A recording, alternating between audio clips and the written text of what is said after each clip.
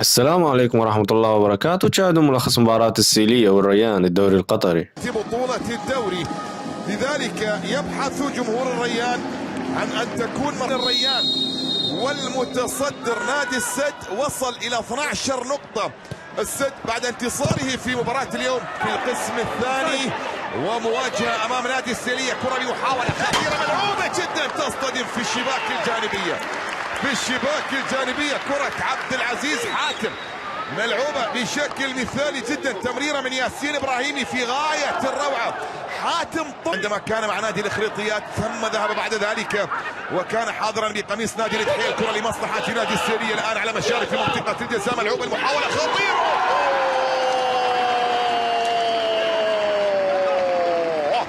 يسجل السيلية ويتقدم بنتيجة المواجهة مبكرا جدا عن طريق البرازيلي تياغو، يضع كرة في شباك فهد يونس ويصنع الفارق مبكرا جدا.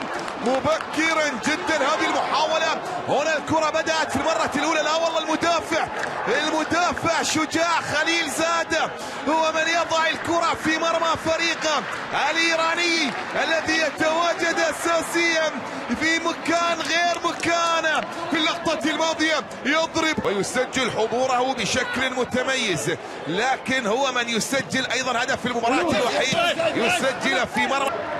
الموسم الماضي 1-1، الموسم قبل الماضي ياسين ابراهيمي في القسم الثاني سجل هدف في المباراة الوحيد انتهت بهدف مقابل لا شيء. في القسم الاول الريان فاز بهدفين مقابل لا شيء، ايضا ياسين ابراهيمي هو من كان حاضرا في ذلك اللقاء. الموسم الماضي ياسين ابراهيمي في مباراتين سجل 3 أهداف في مرمى نادي السيلية. هذا الموسم لم يسجل حتى هذه اللحظة، بل أن السيلية هو من يتقدم في المباراة الأولى. في الجانب الآخر على مستوى تشكيلة الريان بالأسماء المحترفة الكاملة في تشكيلة النادي الحكم، فهنا المسؤولية تقع على عاتق الحكم. هذه الكرة أعتقد بأن هنالك ركلة جزاء، أعتقد بأن الحكم شاري الشمري سيعلن عن ركلة جزاء وبتأتي لمواجهة السيلية. مشاري بيحسبها، حسبها مشاري البرازيلي في مواجهة فهد يونس، يسجل الثاني. الهدف الثاني يأتي لمصلحة السيلية. الشواهين في أرضية الملعب تتألق في مواجهة الأسود وتزأر، لا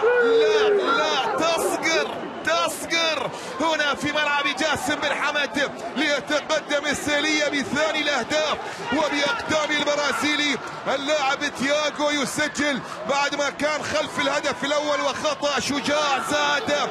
هو الشجاع الآن ليضع كرة بكل ثقة في شباك فهد يونس ويتقدم نادي السيلية بهدفين مقابل لا شيء. تعادل مع نادي الريان، وبالتالي دائما امام الفرق الكبيره يظهر السيليه بشكل جيد. كره بمحاوله من اجل تقليص الفارق، تسديده تاتي لكن الى خارج ارضيه الملعب.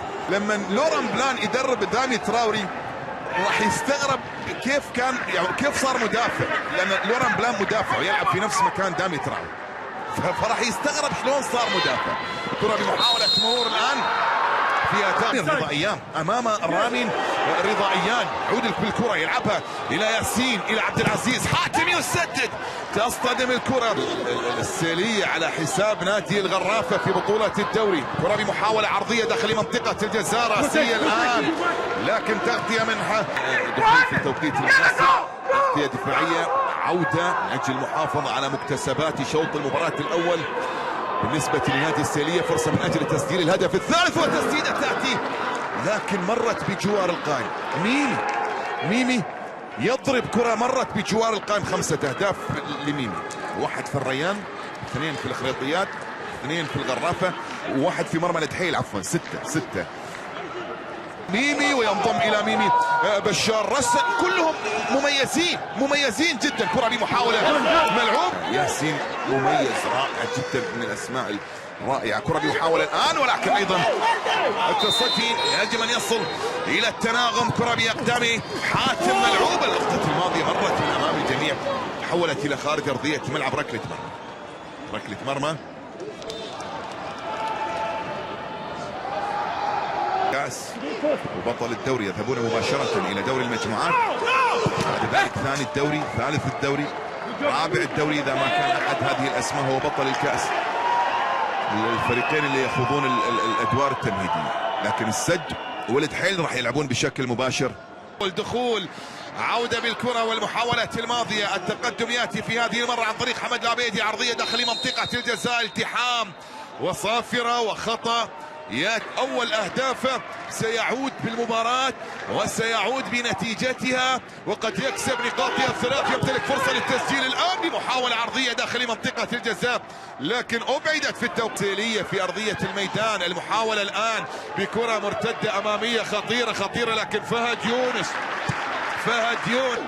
اليوم نعلم تماما بأن وضعية الفريقين مختلفة عما كانت عليه في القسم الأول. كرة بتسديدة تأتي لكن في أحضان حارس على منصة التتويج.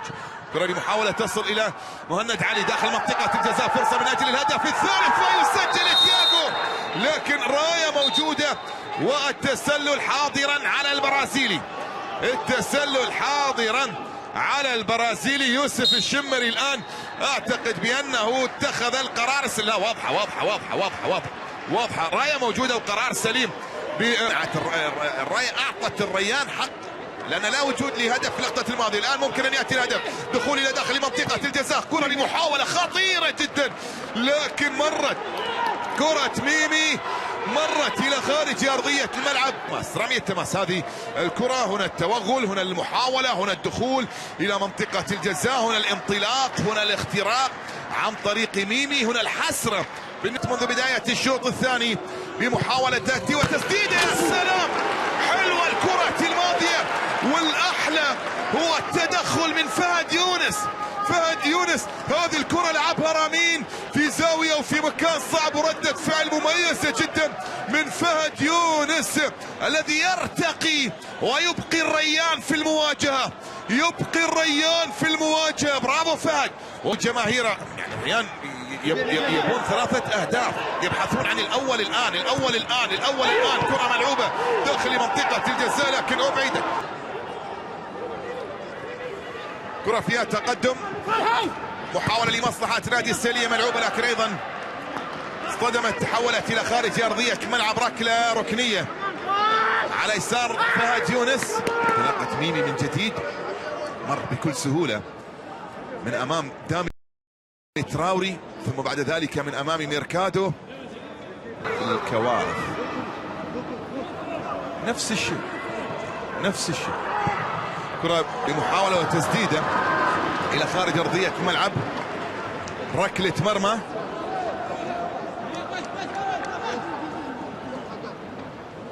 بسيطة ممكن أن تغير الكثير، خصوصا وأن احنا لا زلنا على بعد 11 دقيقة من نهاية المواجهة، 11 دقيقة من نهاية الوقت الأصلي لشوط المباراة الثاني. كرة بمحاولة تصدي في القرب من منطقة جزاء، لكن كلما اقترب من منطقة جزاء السيلية كانت الأمور صعوبة. كرة بمحاولة لكن أيضا كلود أمين للجهة اليسرى، عرضية داخل منطقة وراسية تأتي لكن إلى خارج